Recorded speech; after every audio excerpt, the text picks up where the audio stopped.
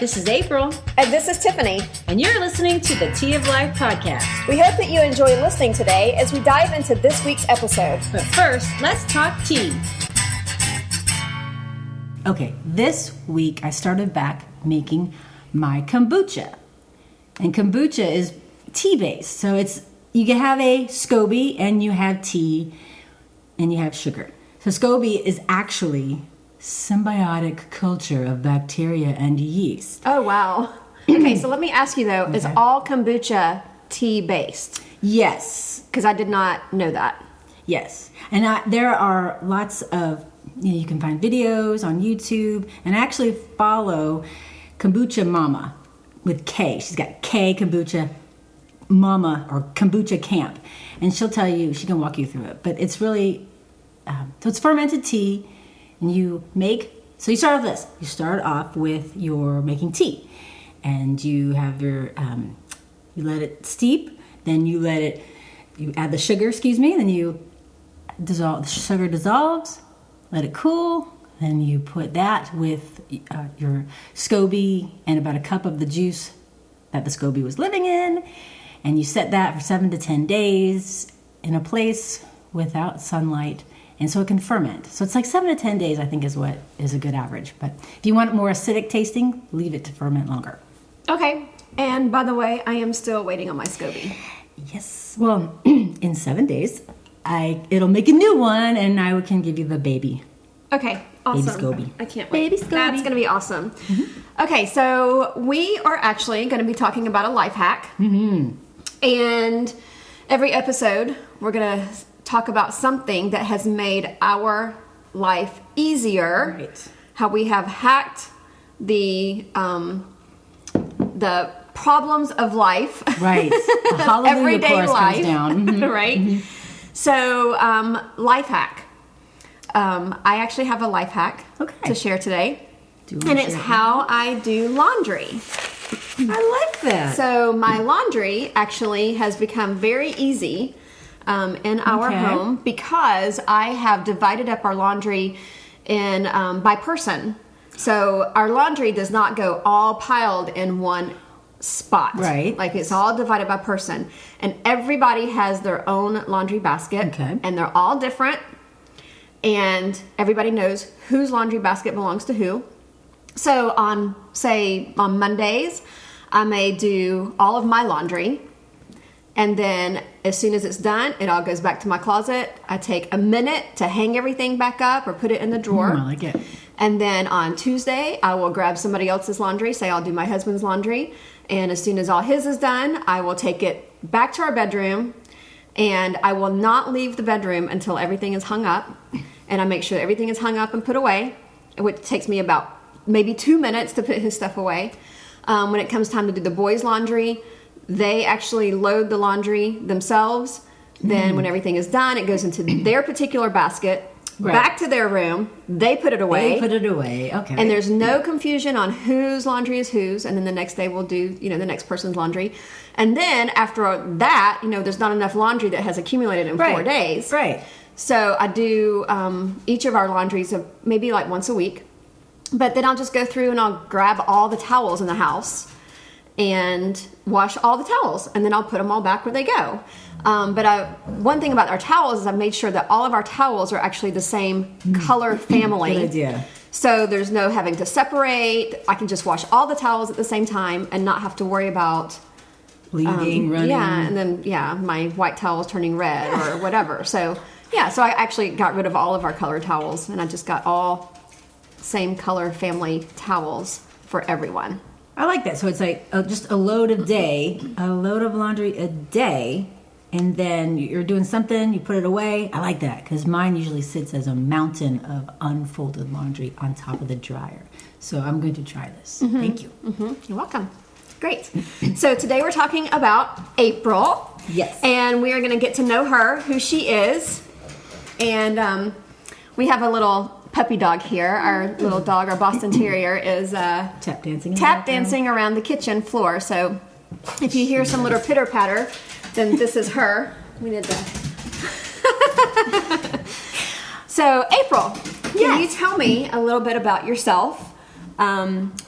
where I would you're like to. from and who you are and what makes you who you are. And yeah. Okay.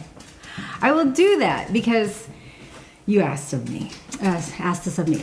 And at first, the idea of telling about myself was kind of scary because it's not like I'm this big public figure known, like people are dying to know who is April. But then I realized I don't want to know who I am. So I had fun kind of asking my own questions to myself and hearing, who am I? What makes me tick?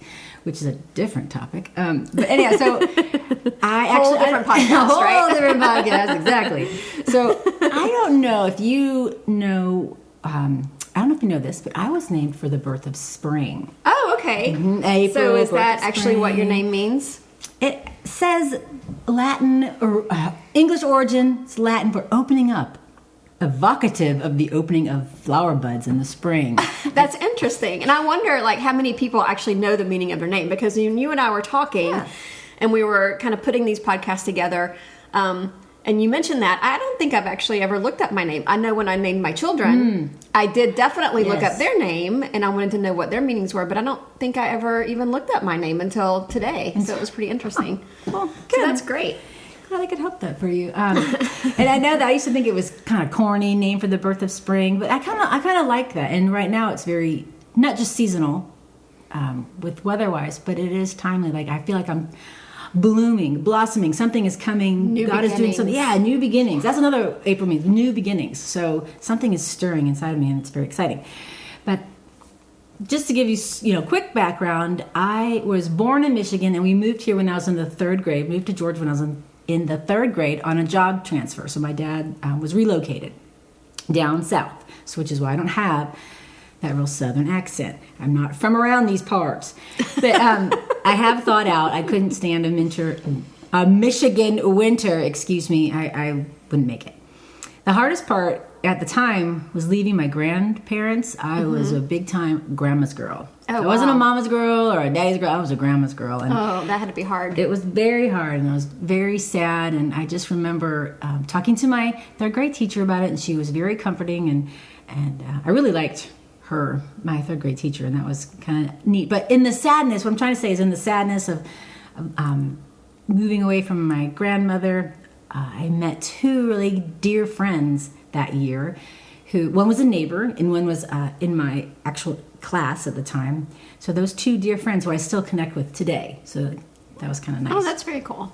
That's very unusual. You usually don't stay lifelong friends with a lot of... I mean, we think, when we're in middle school or we're in high school, we think, we're going to be friends with this person forever. Friends forever. Yeah, and then as soon as you graduate, like, you never see them again. I don't know that there's remember really their anybody from high school that I talk to, and I live in the same place that I've lived my entire life, and with people, friends on Facebook, and I don't know that there's anybody that I'm still in contact with from school, really, on a regular basis, to where we Right. hang out and talk and stuff. But that's really great. Yeah, just these.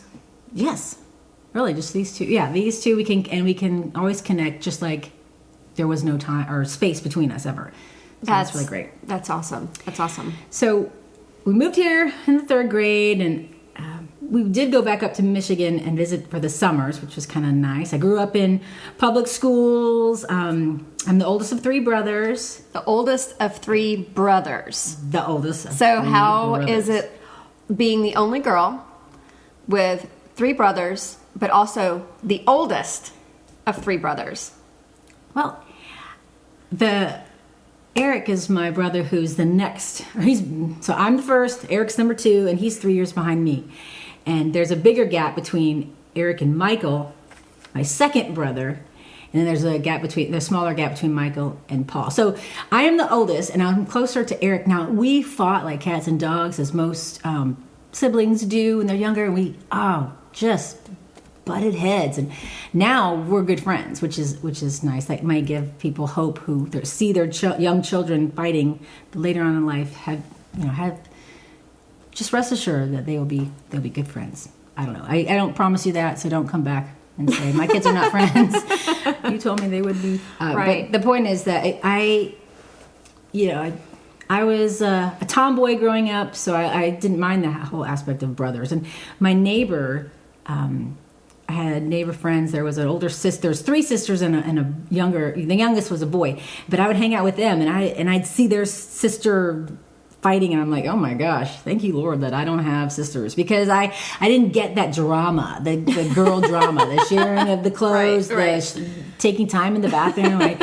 Anyhow, but needless to say, I am somewhat close with them now. I mean, we talk not as often as I would like.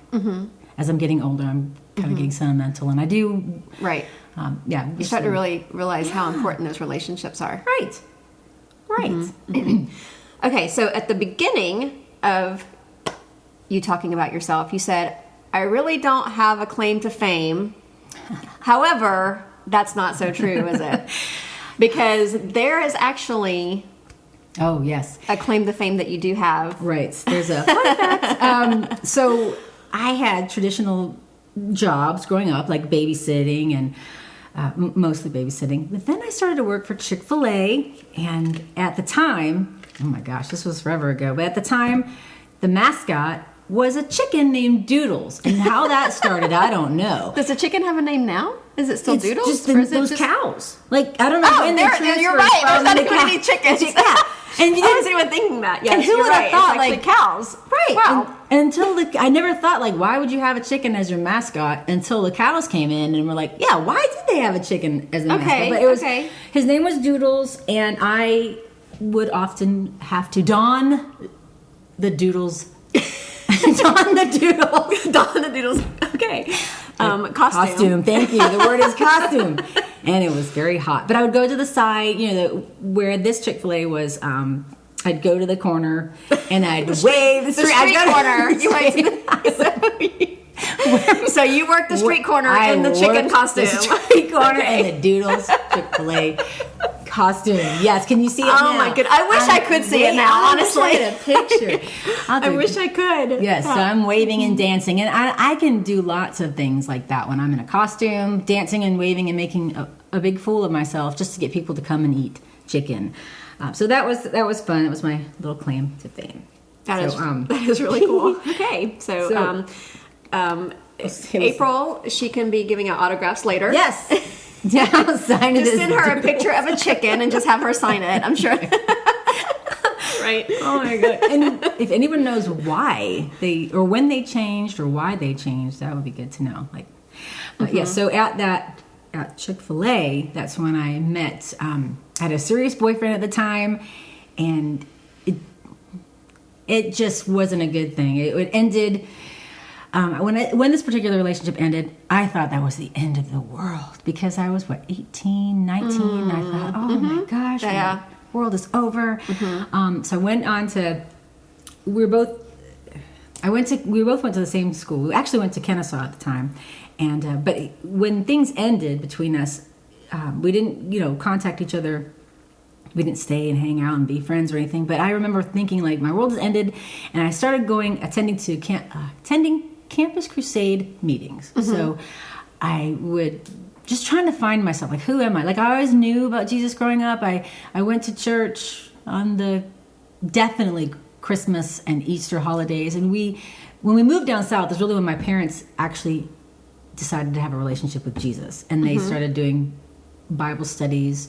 They started doing Bible studies, with friends, but also dragging my brother and I into these Bible studies. And I say the word dragging because we would get on the bed and she would open up her book, my mother, and Eric and I'd be like, I want to do whatever else we were doing, probably watching TV or whatever. And, because we're 11 or 12 at this point with not a solid growing up of having to do much of church. So there's now this enter Jesus, and Jesus has taken away from my reading or my whatever TV watching time was. So anyhow, I don't remember how I was getting onto that story. Where was I going with this story? But so my parents met Jesus, and we started doing church more. And so I had this relationship. We ended up breaking up. So then I go to a Campus Crusade meeting, and I'm like, oh, you know what? I really do. It was just like this epiphany, Tiffany. This epiphany came to me and said, there's more to life than this guy. There's more to life than just moping around about what your life could have been like. So I started to who am I? Who am I? Who is April? And then I was realizing I had put Jesus like on a backpack. I would say, okay, Jesus, we're going here, or we're going there. But I never asked him, Jesus, what do you want from my life? And so it was at that crusade meeting, and they're talking about beach projects. They were talking about going to the beach and witnessing to, I don't know, people who were lying down on the beach, towels. I don't know what we're going to do. Like, here's some sunscreen. Tell you about Jesus. I don't remember how that was whole action transpired. But I remember thinking, oh, God, I'm going to ask, what do you want of my life? And so then he began kind of showing me what it was. From there, I realized, okay, you know what? I need to move from Kennesaw, and I need to go to I went to the Medical College of Georgia for occupational therapy, and so in that transition, I moved out, got some time on my own, went to school, and I had some roommates, and it was just a discovering of who am I phase. I was doing things, not living at home anymore. I didn't go crazy or anything, but I went to school. Then I got my first job, and I started being involved with the church. One of the local churches there, and in youth ministry. I thought at that time I would live and die in youth ministry. I would work my 9-to-5 job, occupational therapy, and I liked that. I did at the moment. I liked it. And then I would work with the youth. So whether it be meeting them for coffee, or the high schoolers, or just planning retreats with them, I did. Yes, so I thought, this is my calling, youth ministry. And I still have friends that were youth then that are now actual grown adults that we still connect with. So yeah, I just had this, this is my life. This is who I am. I am April, the youth minister, worker, person. That is awesome. Very cool story. So once you got to... you met Jesus, got into Campus Crusade, and you were going to school for occupational therapy. Yes. There was a point that you got to where you actually took a very long trip to India. Yes. So tell us about India, and tell us what got you there, what made you decide to go there, and what kept you there for so long, and then we'll move on to... how that has actually changed your life to even now. Yes. So I was in Augusta, and I found my first job, like I was saying, and I worked there, and then I felt God calling me to something different. He's calling me to leave occupational therapy and come back to Marietta, back home.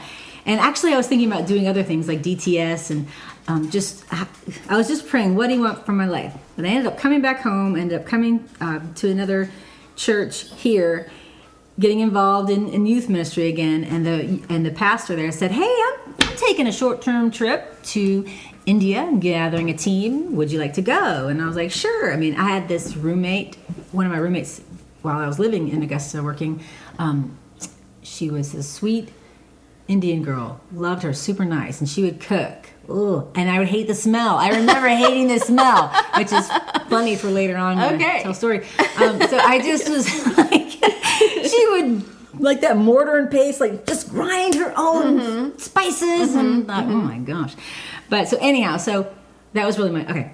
So a pastor says, "Hey, I want to do this short-term missions trip. Do you want to come?" And I say, "Yes." And one of the first informational meetings, we ended up going to a restaurant, an Indian restaurant. Say, "Hey, let's get introduced some of the foods." And I'm like, "Okay."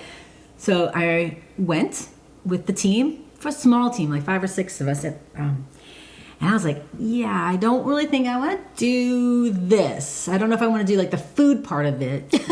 Can I take my own backpacking? Can I take my own? I'm thinking freeze-dried food.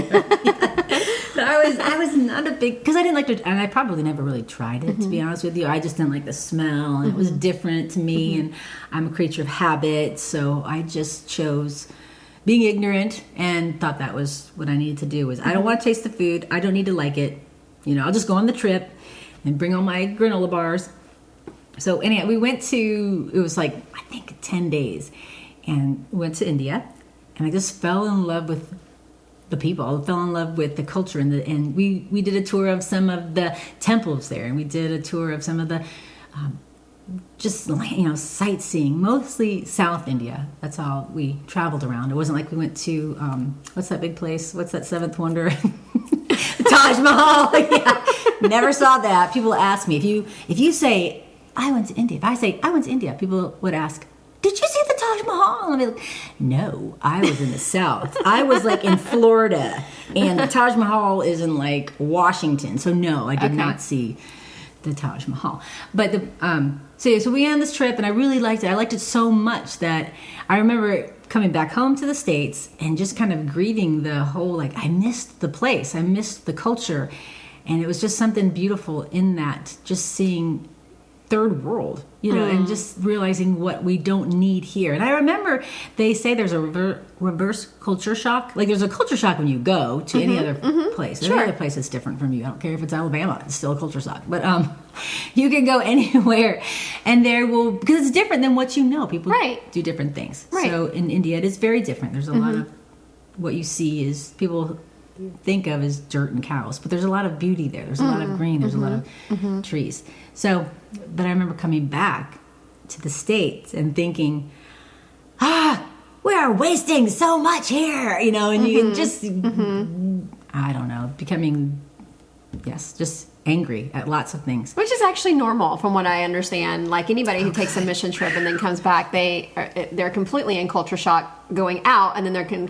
culture shock coming back to the realization that, we do have plenty. We are wasting a lot here, and then we suddenly get on a mission to want to change our change the whole world. I completely understand that.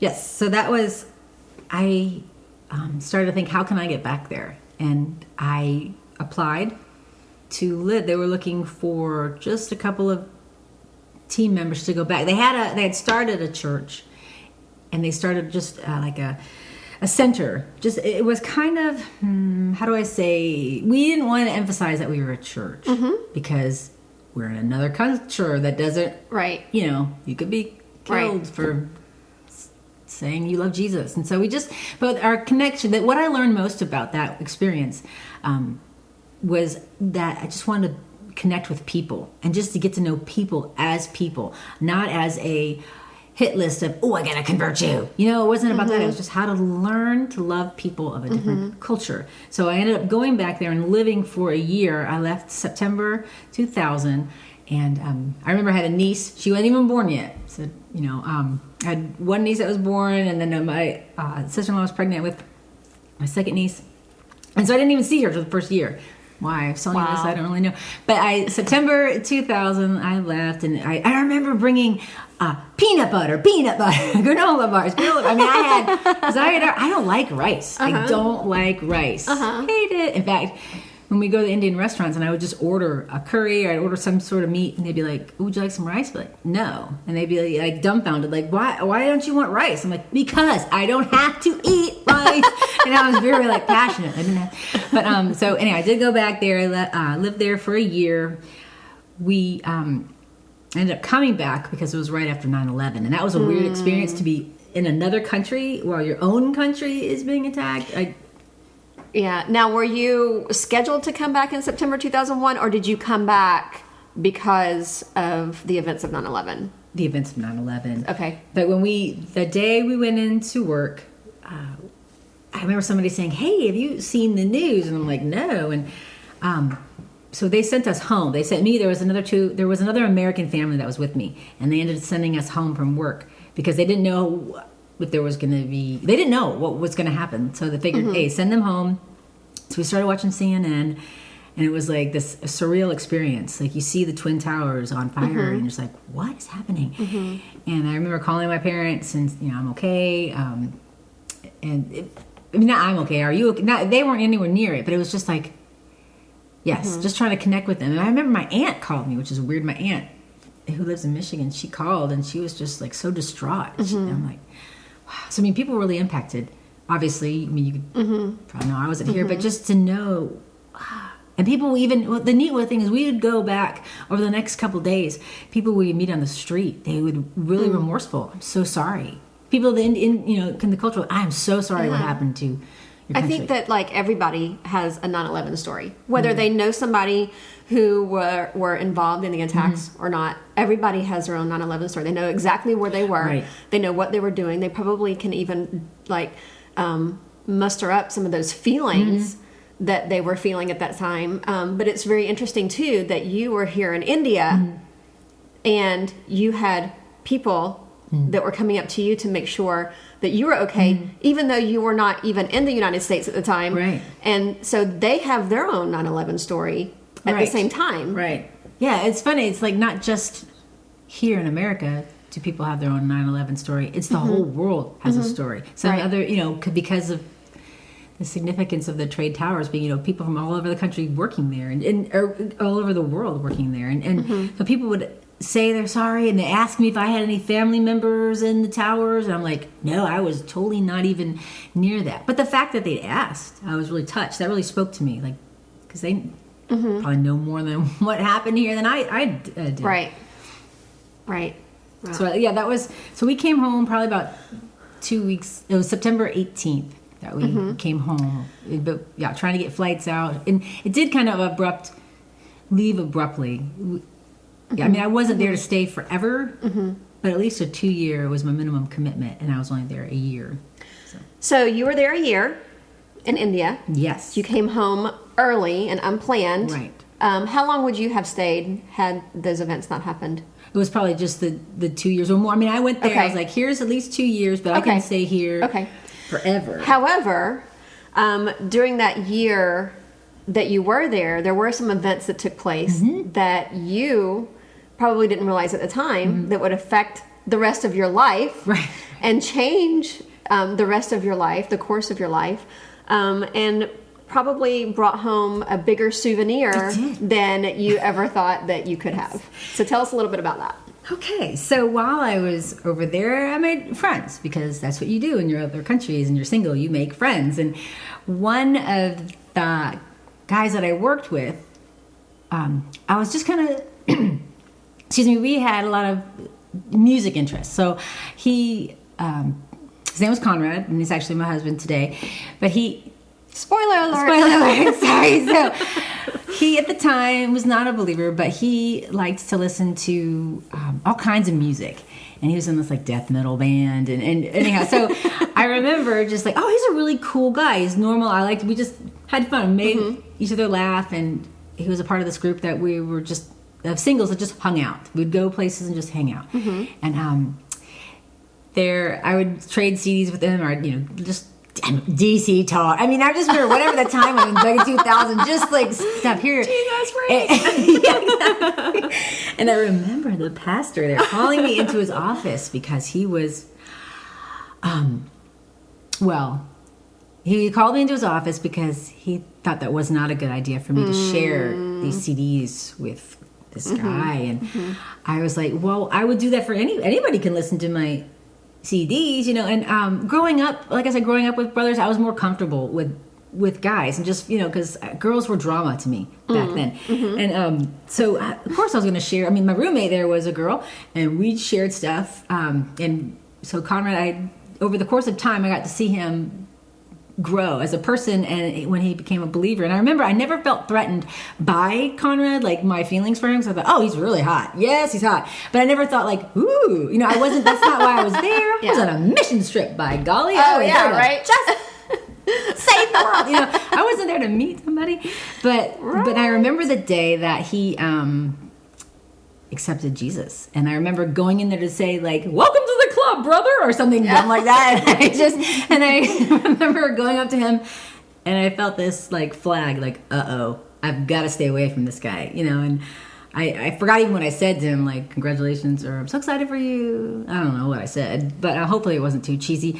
But, so a flag, like, I'm falling for him? There's a flag, like, you need to watch yourself. You need to check yourself before you wreck yourself, kind of a moment.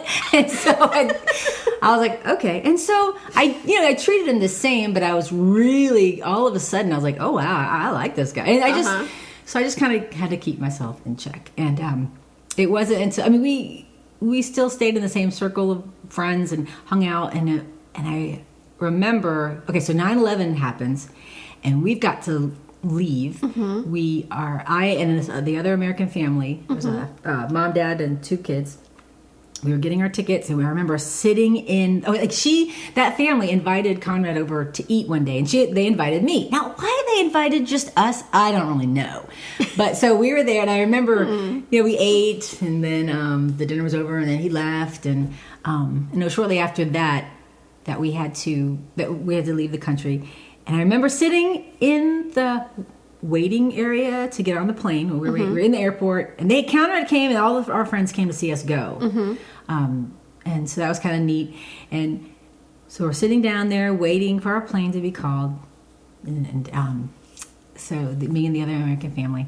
And I remember asking, Jamie was the dad, Tammy was the mom, and I remember asking Tammy, do you think if I was Indian, would Conrad like me? And she said, I think you and Conrad would make a great couple. And from then on, I just kind of didn't think anything of it. We're tired. It's like you get on the plane like 2 a.m. It's just tired, and it's all these events like, we got to leave, and it's just a lot of stuff going on. And, a whirlwind. Yeah, a whirlwind. And I remember thinking, okay. So, and then I remember checking, we had a flight connecting in London. I remember checking my internet from one of the internet hubs, because at the time you could have internet. Maybe they still do. Everybody has their own devices now, so I had to actually go to someplace where they had computers. Yeah. And I saw that he had emailed me, but I was like, "Oh, Conrad emailed me!" And I got excited, but I didn't check it until I got home, because I was just like, I don't know. I was a mess. I was trying to figure out, who am I? What am I doing? And so I came back home.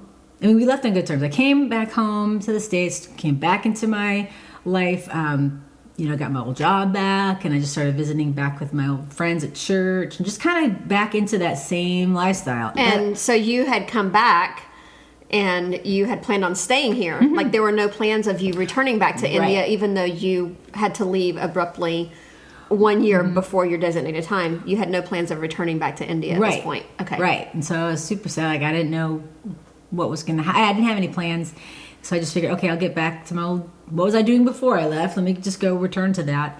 And I remember one day I was at home group, and my mom called me at home group, because of course I don't have a phone, I don't have cell phones then. And she calls me at the home group leader's house, and she said, your friend Conrad called for you. And I told him that you were out. And so I told him to call back at, such and such time. And I was like, wow, my friend Conrad and this called was a me. Surprise? This like, is you had no idea. No idea. Okay. And I'm thinking like, oh, okay, cool. So then I race home, and then he calls, and we connect, and it was a very quick conversation. And it was like, hey, how you doing? You get that okay? Did you get there okay? And I don't even remember the conversation, but I remember thinking, wow, he called me. And then from then on, we started emailing back and forth. And then I remember, you can kind of tell, I think he's hinting to something, but I don't know if he's hinting like he wants to ask me more questions. So I remember asking him one day, and we this was mostly on our email conversation, mostly emails. And then I think at this point, and one day I was trying not to read too much into his email, but I was like, okay, this is enough. If he really wants to ask me out, or if he wants to ask me to the next step, he's got to do it. So I said, I forgot what I typed to him, but I ended it with "be the man." And I sent it. And he said, okay, be the man. Well, I want to tell you that he did want to actually. I like it. Yeah, that's great. Take our relationship to the next level. And this get to know. And we didn't do the dating thing. We just went into courting. Yeah, because I was like, how do you do that? How do you date, via email? This is before cell phones that you have constantly. So you have like a desktop, I'm sure, that you have to check. So and you're in a totally different country, different continent. Like, how do you... We did. How do you do that? We dated via webcam. So remember how the cameras weren't in your personal computers that sat at your desk at home. They were on the little Logitech or whatever, that little webcam that sat up there. And he had one, and I had one, and we would schedule whatever time it was that we were both awake, and those would be our dates. And I looked forward to those. I mean, of course, of course. Yeah. And I consumed a lot of time with them. So much that So I remember, when we were thinking about, hey, what do we want to do with our relationship? Where do we want to go with this? And so at the time, we asked my pastor, because my pastor, now he had relation with the pastor there in India, and he, great friends, and he'd been back and forth to India. So we said, okay, if we want somebody to kind of oversee this, if we're really doing right, we're praying, yes, but we asked Rick, okay, Rick, what do you think about this? And I remember him thinking, I don't think it's a good idea. And we're like, why? And he's thinking, oh, there's too much difference in your cultures. And I remember thinking, no, see, because Conrad's background, he grew up Roman Catholic, and I grew up Roman Catholic. So we had that same, there's a lot of more similarities. Okay. Him being Anglo-Indian, being under the, British came in, took over India. They mixed with the people. There's Anglo-Indian. So there's more similarities than you would think. Yeah, wow. So I remember, telling that to Rick, and then Rick actually ended up going back to India, sitting down with Conrad, and kind of being my dad, if you will, and asking him questions, kind of getting the feel. So, so did he take a trip, and then on the side note, while he was there, he met with Conrad? He didn't take a trip just to meet with Conrad? No, he really was going to visit that church. Because I thought, wow, what a pastor. Yeah. He's such a great guy. Yeah, okay. So no, he was he said, okay, well, I've got a scheduled trip for India, so I'll check it out. And I thought, wow, that really just meant a lot to me, that he would just be my stand-up dad at the moment. And he got to know Conrad and felt a little better about it, but I remember it wasn't till, so I asked, Rick said, why don't you take 3 months and just not do any communication and just pray about it? And I was like, okay, so how about we do 1 month? And we do pray, but at the end of that 1 month, we'll get back to you. And I don't know if he had a lot of fears or what why his reservations were. But we said, okay, I went back to Conrad. I said, hey, I went back through webcam and said, this is what Rick says. And I told him this. So let's do a month of just kind of separating, of just no communication. Maybe we could email, but no visual contact or no webcam dates. And I remember we prayed about it. And at the end of that month, we were kind of got back together, a webcam or email. And I had gotten this verse. The Lord gave me this verse. Cannot remember it at this minute, but the Lord gave me a verse. It was in Samuel. And the Lord gave Conrad a verse. And I forget where it was. Maybe it was in Psalms. But when you look at I said, hey, the Lord gave me this verse when I was praying. And he said, oh, the Lord gave me this verse when I was praying. And when you look it up, you know how some people have cross-reference Bibles? Yeah. It was the same verse cross-reference. So we were like, what? And so we went back to, hey, Rick, guess what? And so I ended up taking a trip to India that summer. This is 2003 now. So let me back up. So when we were just internet dating, we decided, do we want to do this or not? I remember going to the library and saying, okay, if he's going to come over and meet my family, how are we going to get him over? What's the easiest way? We kind of knew, yes, we want to get married, but how to bring him over? And is it easier to get married here or there? And so we decided so one day I went to this Bible study, and this lady happened to talk about her son who was living in Peru, who had met a Peruvian girl, and they decided they wanted to get married. So they hired an immigration lawyer and came in on a K-1 visa. So I'm like, oh, great timing. So then I just met with an immigration lawyer, dropped some money on that, and because we wanted to do it right. Because there's a lot of fraudulent cases. We wanted to make sure he came and stayed and how to do it right. So had the lawyer. We had to give her all our emails. And so, those personal lovey-dovey emails. Emails Tiffany, we can't even read these emails for ourselves today because it's like, these snookums. Oh my God, we're gagging. Oh, this is what, that puppy love quote. We're just ooh. So anyhow, we had to submit all kinds of stuff. And so this is all these emails are now common knowledge among we since then have this packet back from the lawyer. Because, but I remember going to the office, hiring the lawyer, meeting with her, giving her all the paperwork, all personal stuff. Anything that we had ever shared became personal. And over the time, so in this process, I don't remember, the dates are all getting jumbled up in my head, but I ended up, when we decided, I ended up going to India for part of the summer, and I stayed with his family. And that's when he ended up asking me to marry him. So then we started this K-1. He got his visa. Oh, I was there. I went to the embassy with him the day that he had his interview. So, we went in together. And I remember we went up when it was his turn. We came to we're supposed to have an interview in the morning, but it wasn't to the interview to the end of the day that we got called in. So we're sitting there waiting, and we're holding hands, or we're doing whatever you do in public when you're. I mean, it wasn't. Anyhow, so what I'm trying to say is, we watch people go up to the we watch people go up to the embassy and say, plead their case. We want to go to so and so, and this is why. And people were either accepted or rejected.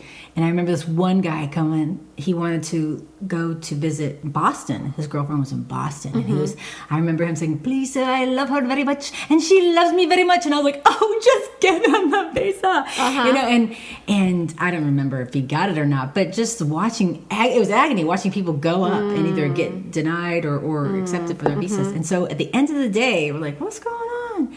And so his name gets called. We go up to the desk, to the counter, and the American behind the counter is asking him questions, and he's asking me some questions, and he tells me to go sit back down. So I'm like, okay. So then he starts asking Conrad all these questions. And he said, one of the things that he said is, we were watching you, we were watching you to see how you interacted. Were we like really looking like a couple when we were together, or we just sit there? Was this so they're trying to make sure that we weren't just fake. Okay. And so that was interesting. So wow. He ended up getting his visa. Kudos to public affection. I know, right? Display of... See, kids? Yeah. Okay. So he ended up getting his visa. So anyhow, I ended up going back home because my time was up. I ended up coming back to the States. And this was in end of June. Then I went to Mexico took our youth to Mexico on a missions trip. Came back. August 6th, he came to the States. Conrad came to the States, and we had 3 months to get married because on a K-1 visa, you have 3 months to get married from the time he enters the country. So he came on August the 6th, he entered America. On September the 20th, that same year, we got married. And so it was really neat to see because Rick, who had told us, I don't know if it's a good idea if you guys get, too much culture under the bridge.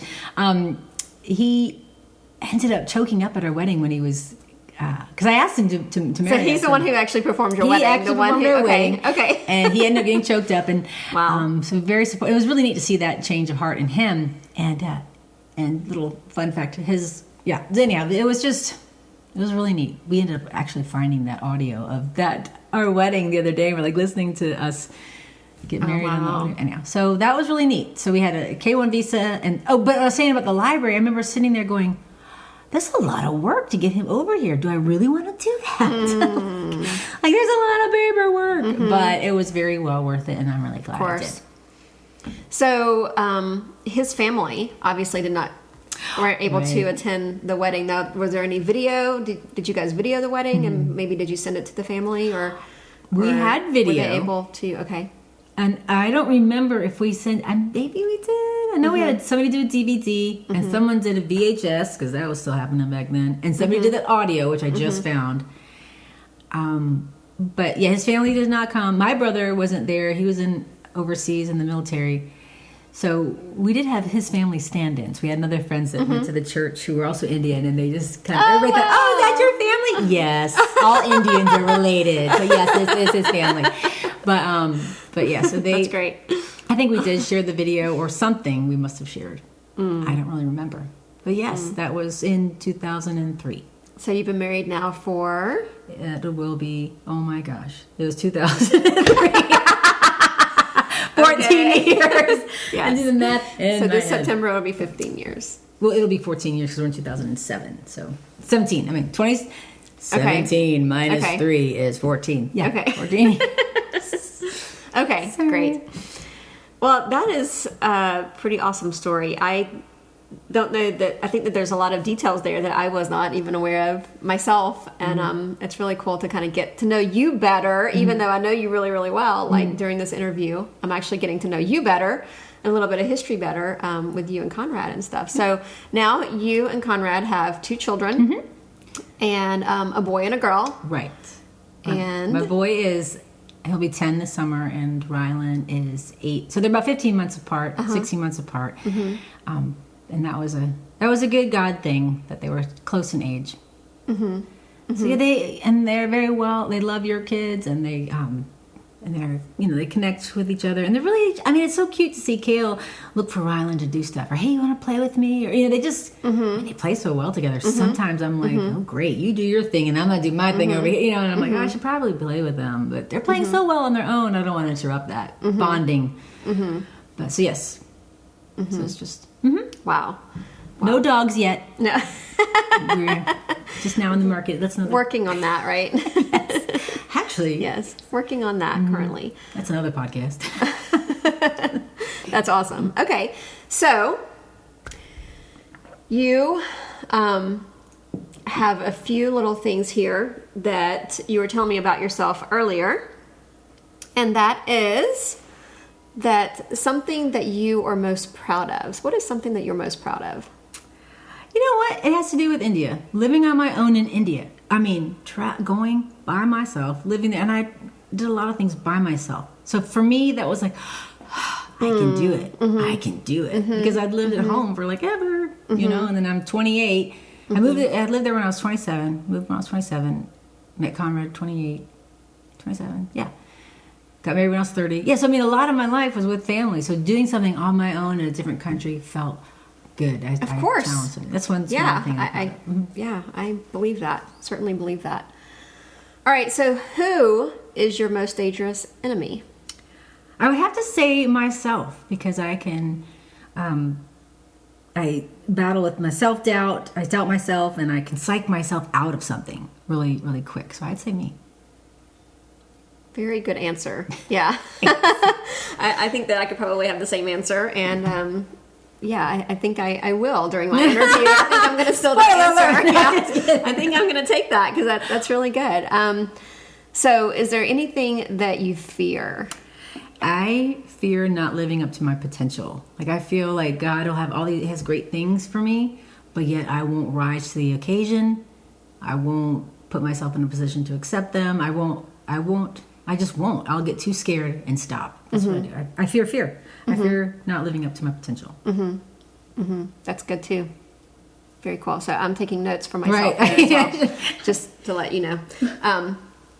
So I know, based on the fact that I've known you for so long now, I know that there's goals, particular goals that you have, and some that you have met already. So what is a goal? What is a short-term goal that you have? And then I'm going to follow that up with a long-term goal.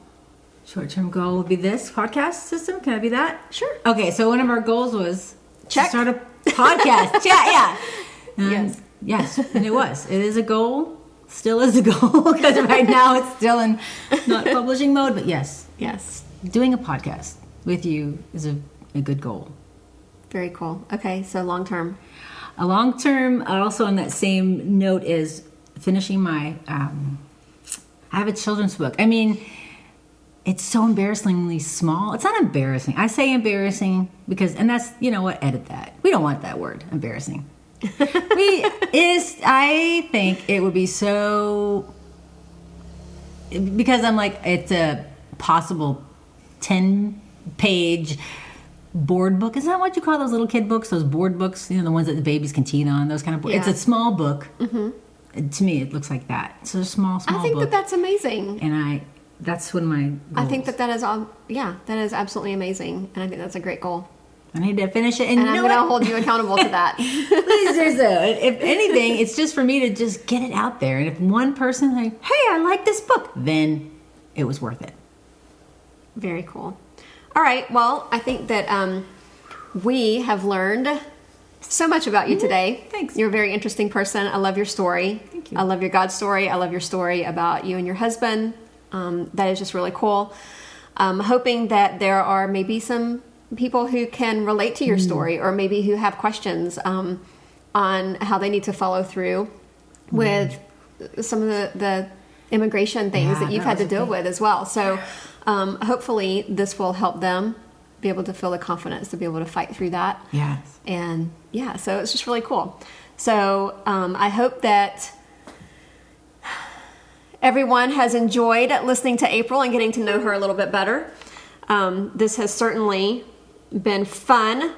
on my part. It's so fun. Why are you not talking about myself? Let's go on. Have you heard that expression? Let's not talk about enough about me. Let's talk about you. What do you think about me? And Yeah. from like some movie somewhere. Yeah, But anyhow. yeah. Well, is there any last comments that you'd like to add before we close out? I was just jokingly, I had something written down here. Okay, Steel Magnolia's all-time favorite movie. Love it. And so Julia Roberts, her character says, pink is my signature color. You know, and and so I was thinking of signature things. Like my signature color would be navy blue. That's just if you look in my closet, mostly what I would wear. And then my signature adjective, something to describe me, is random. Because I am very random. I like random. And then my signature superhero, this just came to me, is Robin. Because I like to be the sidekick. I don't like to be the Batman, really. I like to be the Robin. That's awesome. So just a little side note on how my brain works. When I was actually reading through April's notes and I saw that she had written signature color navy blue, I thought, why does she sign everything in navy blue? And I couldn't figure that out. And then I realized, oh, wait a minute. She has a signature adjective and a signature superhero. So then I was able to piece that together. Right. So sorry, that's just, my brain just went there and I just thought, what in the world? And that's okay. That's And just why is that? part of the random me? I am random and I'm okay with that. So I love that. That is awesome. That's it for today. Tune in next time as we continue to dive into life. In the meantime, don't forget to subscribe to our podcast. You can find us at toflifepodcast.com, follow us on Twitter at toflifecast, or on Facebook at facebook.com/toflifepodcast. Until next time, in the words of Monty Python, Make tea, not war.